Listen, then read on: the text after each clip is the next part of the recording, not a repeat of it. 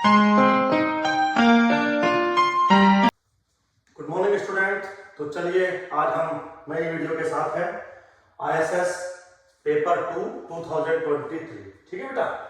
तो उसी सीरीज में हम अपने अगले क्वेश्चंस पे कुछ काम करते हैं। क्वेश्चंस को जरा एक बार गौर से देखेंगे। Consider the following for the next two items. Let x1 x2 xn be a random sample from Poisson distribution with mean lambda। ठीक है। तो जो आपका सैंपल है वो पॉइजन पॉपुलेशन से लिया गया है जिसका मीन है लैम्डा, मतलब पैरामीटर है लैम्डा। क्या कह रहा है कि T1 which is equal to summation xi and T2 which is equal to x1 comma summation xi but I goes from 2 to n are the statistics, then which of the statistics is or are sufficient for theta। तो theta की sufficiency मेरे बच्चों आपको बताना है।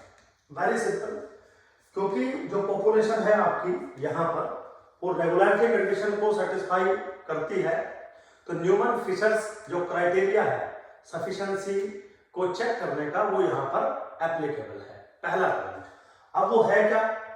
वो कहता है कि सबसे पहले तो आप बनाइए डेंसिटी फंक्शन या मास फंक्शन। तो px किसके बराबर होगा?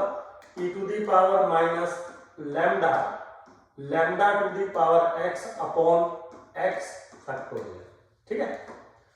वो कहता है लाइक्लीहुड फंक्शन बनाइए l is e to the power minus n lambda lambda to the power summation x i divided by product of x i factorial i goes from 1 to।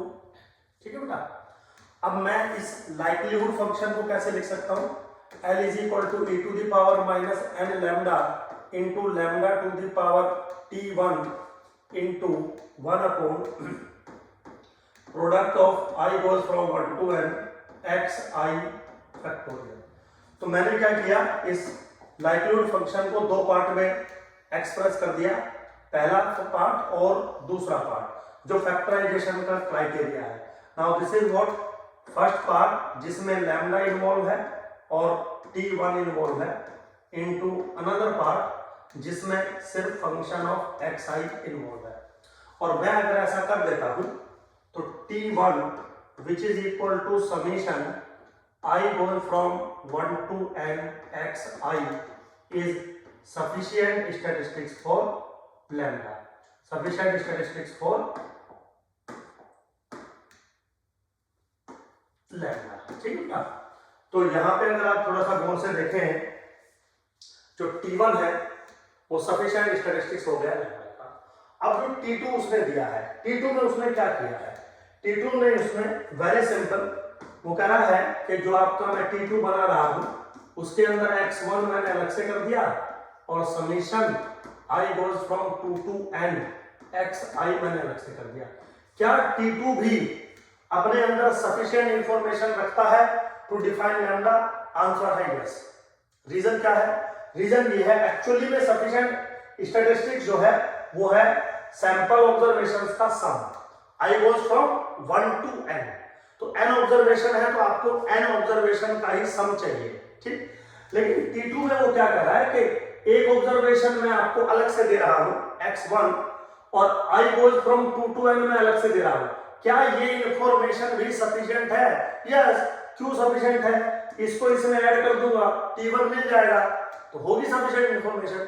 तो sufficiency का ये एक क्राइटेरिया है। तो sufficient estimator वाकई में ही T1 है, summation xi है।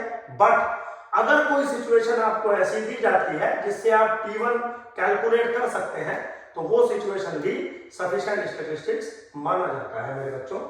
तो अगर हम ऑप्शन देखें, T1 और T2 दोनों सफिशिएंट स्टैटिस्टिक्स है, इसका मतलब C option is correct option. C option is correct option.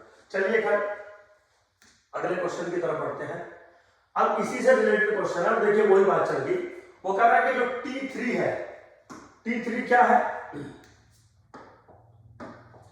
T3 जो है मेरे बच्चों वो दिया है, उसमें x1 अलग से दे रहा है, कोमा x2 प्लस x3 अलग से दे रहा है, comma summation i goes from 4 to n xi अलग से दे रहा है। अभी आपको कॉन्सेप्ट समझा दिया। एक्चुअली में आपको समीशन xi चाहिए। अगर समीशन xi नहीं है लेकिन कुछ ऐसी इंफॉर्मेशन दी गई है, कुछ ऐसा स्टैटिस्टिक्स बनाया गया है जिससे आप समीशन xi बना सकते हो, तो वो भी सफिशिएंट माना जाएगा। हो गया सफिशिएंट एस्टिमेटर।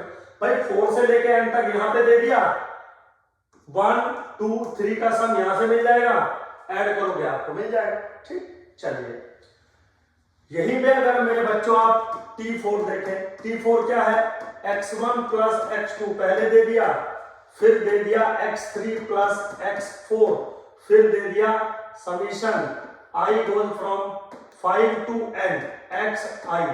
अब तो कुछ कहने की जरूरत नहीं है, T4 is also sufficient statistics. ठीक है मेरे बच्चों, तो T3 और T4 दोनों सफिशिएंट स्टैटिस्टिक्स है। हाँ, यहां पे एक आपको थोड़ा सा मैं बात बता दूं। चलिए ये तो मेरा आंसर हो गया। मान लीजिए वो आपको ऐसे एक मैं बना दूं, सपोज मैं कोई बना दूं T5, और कैसे बना दूं, x1 plus x2 plus x3, x3 plus x4 comma summation i goes from 5 to n xi। अब क्या ये सफिशिएंट स्टैटिस्टिक्स है? आंसर है नहीं। उसका रीजन, अब आप अगर दिस प्लस दिस करोगे तो x3 दो बार काउंट हो जाएगा, आपको समीशन xi चाहिए, और आप कैसे भी करके यहां से x3 को सेपरेट नहीं कर सकते। That's why this is not a sufficient statistics. मान लीजिए इन केस ISS के किसी अगले एग्जाम में या इसी ईयर आ जाए, तो आपको थोड़ा सा नॉलेज होनी चाहिए बच्चों। नॉलेज आपको है फिर कोई प्रॉब्लम नहीं है, ISS का एग्जाम बहुत आसान है। चलिए खैर आगे चलते हैं मेरे बच्चों। नेक्स्ट क्वेश्चन क्या कह रहा है, 43 कह रहा है let x1 x2 xn be a random sample from normal population जिसका मीन है 0 और जिसका वेरिएंस है थीटा। ऐसा उसने डिफाइन कर दिया। Consider the following statement in respect of x1 only. तो सैंपल में उसमें n ऑब्जर्वेशन उसने ली है, लेकिन जो वो बात करना चाहता है वो सिर्फ x1 यानी कि एक ऑब्जर्वेशन के बारे में बात करना चाहता है। बिल्कुल ऐसा कर सकता है, कोई प्रॉब्लम नहीं है। तो कह रहा है कि x1 अगर मैं एक टेस्ट स्टैटिस्टिक्स बनाऊं या स्टैटिस्टिक्स बनाऊं, तो क्या x1 एक अनबायस्ड एस्टिमेटर है थीटा का, पूछ रहा है हमसे। क्या x1 कंप्लीट स्टैटिस्टिक्स है थीटा का, क्या x1 सफिशिएंट स्टैटिस्टिक्स है थीटा का। तीन चीजों के बारे में उसने बात करने की कोशिश की है। वेरी सिंपल मेरे बच्चों। सबसे पहले तो अगर आप देखें तो जो आपकी पॉपुलेशन है वो है नॉर्मल 0, थीटा, और यहां पे अगर मैं सिर्फ x1 की बात करूं तो एक्सपेक्टेशन ऑफ x1 बराबर बनेगा 0। तो इसका मतलब जो x1 है वो अनबायस्ड एस्टिमेटर तो नहीं है, तो पहला ऑप्शन खत्म। अब बारी आती है कंप्लीट की और सफिशिएंसी की। देखिए मेरे बच्चों, मैंने कई बार आपको बोला है कि कंप्लीटनेस चेक करना इस टाइप के केसेस में थोड़ा सा मुश्किल होता है, लेकिन मैंने जो आपको एक कॉन्सेप्ट बता रखा है वो बिल्कुल बेहतरीन कॉन्सेप्ट है। कोई भी सफिशिएंसी और कंप्लीटनेस का अगर हम क्वेश्चन का जिक्र करें वो एकदम फिट बैठता है, कोई प्रॉब्लम नहीं है बिल्कुल भी। तो हम कंप्लीटनेस चेक करने से पहले सफिशिएंसी चेक करना चाहेंगे। अगर सफिशिएंट हुआ, और क्योंकि एक पैरामीटर है और एक ही स्टैटिस्टिक्स है, तो कंफर्म कंप्लीट होगा, और अगर सफिशिएंट नहीं हुआ तो कंफर्म कंप्लीट नहीं होगा।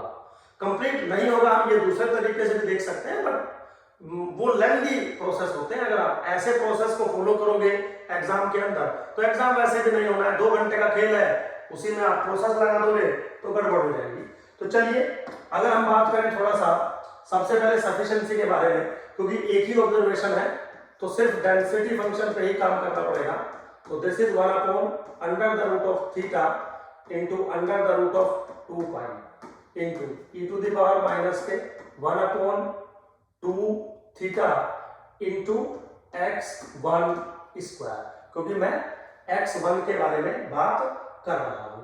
ठीक है, अब मैंने क्या किया, इंटू 1 कर दिया। इंटू 1 कर दिया तो इसको अगर आप देखें, इस पूरे फिनोमेना को अगर आप देखें, ठीक है, तो मैं इसको कैसे लिख सकता हूं कि भैया this is the function of theta and x1 square into this is another function of x1, मतलब इसको मैं फंक्शन ऑफ x1 लिख रहा हूं। तो यहां से आपको क्या इंफॉर्मेशन मिली? आपको इंफॉर्मेशन मिली x1 square is sufficient statistics for theta. ये इंफॉर्मेशन आपको यहां से मिल गई। लेकिन क्या x1 भी थीटा का सफिशिएंट स्टैटिस्टिक्स है? नहीं। उसका रीजन है मेरे बच्चों, अगर x1 पॉजिटिव होता हमेशा तो x1 स्क्वायर जो है वो एक इनवर्टेबल ट्रांसफॉर्मेशन हो जाती, उस केस में x1 थीटा का सफिशिएंट स्टैटिस्टिक्स हो जाता। अब क्योंकि ये रूल है, अगर t सफिशिएंट स्टैटिस्टिक्स है किसी भी थीटा का और gt एक इनवर्टेबल ट्रांसफॉर्मेशन है, तो gt g थीटा और थीटा दोनों का सफिशिएंट स्टैटिस्टिक्स हो जाता है। बट अगर मैं इससे x1 बनाऊं तो this is not the invertible transformation, क्योंकि x स्क्वायर जो है वो 1 1 और 2 नहीं होता है। जब नहीं होता है, इनवर्टेबल ट्रांसफॉर्मेशन नहीं है, तो x1 is not sufficient for theta. अब क्योंकि x1 एक ही एस्टिमेटर है, पैरामीटर भी एक ही है, तो सफिशिएंट नहीं है, तो कंप्लीट भी नहीं होगा। ये मेरा फंडा है जो मैंने बताया, आप एग्जाम में इस्तेमाल करेंगे। तो सेकंड भी ट्रू नहीं है, थर्ड भी ट्रू नहीं है, तो नन ऑफ अबव, इसका मतलब D option is the correct option. हाँ, यहां पे आप ये जरूर कह सकते हैं कि जो x1 स्क्वायर है वो सफिशिएंट है थीटा का, और क्योंकि x1 स्क्वायर एक ही एस्टिमेटर है और एक ही पैरामीटर को एस्टिमेट कर रहा है, तो x1 स्क्वायर कंप्लीट भी होगा मेरे बच्चों। ठीक है, यही पे आपको समझा रहा हूं। अच्छा, कंप्लीटनेस x1 की आप ओरिजिनल तरीके से भी देख सकते हैं, मतलब एग्जाम में नहीं देखना है, बस यहां पर क्लास में आपको दिखवा रहा हूं। देखिए, कंप्लीटनेस का जो डेफिनेशन होता है वो कुछ इस तरीके से वर्क करता है कि कोई भी t is complete. Complete actually family होती है कब? जब expectation of any measurable function phi t is 0 for all theta implies phi t is the zero function only, means expected value of zero function he zero हो सकती है, expected value of non zero function zero नहीं होनी चाहिए for completeness। और यहां पे अगर आप देखें तो मेरे बच्चों expectation of x1 तो आपको जीरो ही मिल रहा है, yes or no? जबकि x1 is not the zero function, that's why x1 is not a complete statistics। आप ऐसे भी देख सकते हो, कोई प्रॉब्लम नहीं है, तो बहुत सारे तरीके हो सकते हैं। तो चलिए जी, खैर इस क्वेश्चन में x1 ना तो अनबायस है, ना तो कंप्लीट है और ना तो सफिशिएंट स्टैटिस्टिक्स है। अब अगला क्वेश्चन देखते हैं जो इससे रिलेटेड था।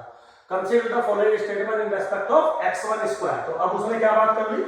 x1 स्क्वायर के रिस्पेक्ट में बात कर ली। पहला क्या करा? x1 square is complete. ये लो, अभी बताया एक सेकंड में, x1 स्क्वायर कंप्लीट भी है, x1 स्क्वायर इज सफिशिएंट भी है, both here we are true. तो वेरी सिंपल, कोई बस आपको थोड़ा सा नॉलेज होनी चाहिए कि चीजें वर्क कैसे करती है। ठीक है मेरे बच्चों, चलिए आगे चलते हैं। तो नेक्स्ट क्वेश्चन क्या कह रहा है, एक बार देखते हैं। क्वेश्चन क्या रहा है कि late x1 x2 xn be IID random variables with normal population normal theta, 1। ठीक है, कोई सिंपल है। Uniformly most powerful unbiased test आपको निकालना है of size alpha. For testing h0 theta is equal to theta 0 against h1 theta is not equal to theta 0 is given by this one. तो जो most powerful unbiased test है जो आपको दिया गया है, what are the values of C1 and C2, ये आपसे पूछा गया है बच्चों। सिंपल है बिल्कुल, मैंने पहले वीडियोस में भी आपको समझा रखा है कि जो मोस्ट पावरफुल अनबायस्ड टेस्ट का जो डेफिनेशन होता है वो क्या होता है। चलिए देखते हैं। सबसे पहले तो जो आपका जो पॉपुलेशन जो सैंपल लिया गया है वो नॉर्मल थीटा, 1 से लिया गया है। ठीक, टेस्टिंग ऑफ हाइपोथेसिस क्या है? h0 है, theta is equal to theta 0 test करना है, h1 theta is not equal to theta 0, मतलब 210 टेस्टिंग आपको करनी है। ठीक, अब यहां पे बच्चों आपको पॉपुलेशन के मीन की टेस्टिंग करनी है, तो सैंपल का मीन कंसीडर होगा, सैंपल का मीन फॉलो करेगा नॉर्मल थीटा कोमा 1/n को। ठीक, इस केस में जो टेस्ट स्टैटिस्टिक्स बनता है वो z बनता है, आपको पता है किसके बराबर बनता है, x बार माइनस के theta upon under the root of variance, वो किसके बराबर है 1/n। तो क्या बनेगा, ये बनेगा under the root of n into x bar minus theta. किसको फॉलो करेगा, नॉर्मल 0,1 को फॉलो करेगा। सिंपल है बिल्कुल।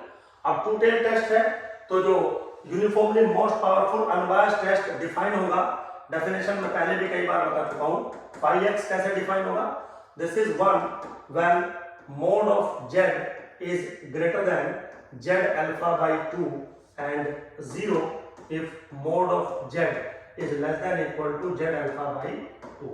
क्योंकि जो साइज है टेस्ट का वो अल्फा मुझे दिया गया है। ठीक है मेरे बच्चों, अब इसको थोड़ा सा हमें सोल्व करना है। कैसे सोल्व करना है, बिल्कुल सिंपल। देखिए कोई ऐसा रॉकेट साइंस नहीं है, ये सब चीजें मैंने जो है रब कर दी यहाँ पे। Mod of z is greater than z alpha by 2, बाकी चीजें बाद में सोल्व करेंगे। Mod of z is greater than z alpha by 2, now this implies mod of z अभी आपने क्या बनाया था, under the root of n x bar minus के theta 0 is greater than z alpha by 2 under the null hypothesis. इसको थोड़ा सा अगर आप सोल्व करेंगे मेरे बच्चों तो बन जाएगा under the root of n x bar minus theta 0 is greater than z alpha by 2 और under the root of n x bar minus theta 0 is less than minus z alpha by 2। थोड़ा सा अगर अब आपको इसको जो है simplify करना हो तो x बार माइनस के theta 0 is greater than z alpha by 2 divided by root n और x bar minus theta 0 is less than minus के z alpha by 2 by root. ठीक है, सिंपल है, कोई ऐसा रॉकेट साइंस नहीं है। आपको भी जो रिजल्ट दिया है वो समीशन xi के रिस्पेक्ट में दिया है, तो थोड़ा उसके रिस्पेक्ट में हम इसको कन्वर्ट कर लेते हैं। तो ये बन जाएगा समीशन xi माइनस के n theta 0 divided by n is greater than z alpha by 2 by root n और समीशन xi माइनस के n theta 0 divided by n is less than minus के z alpha by 2 divided by root n। थोड़ा सा और इसको अगर मैं बच्चों सिंप्लीफाई करूं तो summation xi is greater than n theta 0 plus under the root of n into z alpha by 2 बनेगा। ठीक, और अब दूसरे वाले को ले लेते हैं, summation xi is less than n theta 0 minus z alpha by 2 into under the root of n, ये बनेगा। ठीक, अब थोड़ा सा अगर आप देखें मेरे बच्चों, टेस्टिंग क्राइटेरिया देखें, ये जो चीज आपको मिल रही है, ये वाली जो चीज आपको मिल रही है समीशन xi ग्रेटर देन वो c2 के बराबर है, और ये जो चीज आपको मिल रही है वो c1 के बराबर है। तो c1 किसके बराबर है, n theta 0 minus z alpha by 2 root n, और c2 किसके बराबर है n theta 0 plus under root of n into this one. तो पहला option is the correct option. अब चेक कर लीजिए, बिल्कुल मैंने इसको सॉल्व ही कर दिया। कंपैरिजन करना बहुत आसान था, बट मैंने आपको समझा ही दिया कि ये जो टेस्टिंग क्राइटेरियाज है वो कैसे वर्क करते हैं बच्चों, क्योंकि अच्छा क्वेश्चन है। बेस्ट क्रिटिकल रीजन पे काम करना बहुत आसान है, मोस्ट पावरफुल टेस्ट पे थोड़ा सा मुश्किल पड़ जाता है, बट फिर भी आसान है। चलिए, होप सो आपको समझ में आया होगा। Thank you very much.